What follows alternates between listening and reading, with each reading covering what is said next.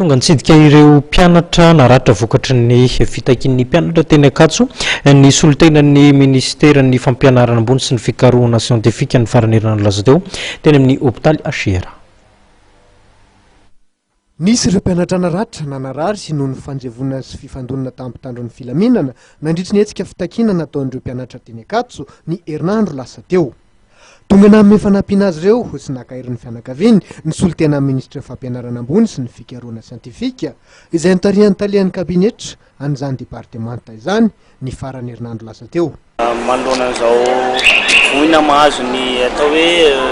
mpianatra anankiroa izao zany noho ny atao hoe savorivory nisy teny amin'ny anjerimanontolo dia tonga taty ny tenanay izay misolotena Andriamatoa minisitra moa ny mitondra ny atao hoe tsirambin'ny tanana mba hoe fiatrena izay hoe fahavoazana nahazo an'ireo zanaka zandry tao anatin'izay atao hoe zavatra niseho zay ka vita moa zay ny famangina. Ny avy eo amin'ny ministera tena namafy fa zava-dehibe ny fampiresahana ary efa misy ampahany amin'ireo ho fitakian'ireo mpianatra noho nahitamba-olana amin'izao fotoana izao.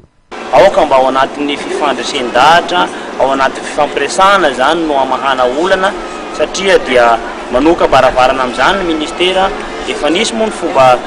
sy fotoana ny fampiresahana mijerevana ny mety hoe vahaolana manoloana zao savorivory zao ary mbola tsy mitsahatra sy tsy mipetraka fotsiny ny ministera mikasaka ny vahaolana mba ahafahana mitondra ny atao hoe izay atao hoe famahana ny olana zay. Raha tsy laza fotsiny ny resaka connexion moa izay hoe olana nisy dia efa miverina amin'ny laoniny zany eo ny fanampiana ara-fitaovana dia efa mitondra ny ministera. Mikasika ny vazim-pianarana dia misy an'io fangatahana io zany izay hoe fandakana fampisondrotana an'ilay vazim-pianarana ho zato isan-jato dia efa nampitaina tamin'ireo mpianatra tao anatin'ny fivoriana amin'ny président université tao anatin'ny niaraka tamin'ny doyen sy ny taleny sekoly isan-karazany eny amin'ny université zany ary ireo solotenan'ny mpianatra fa efa nampitaina any amin'ny fitondrana mahefa zany izay hetaheta izay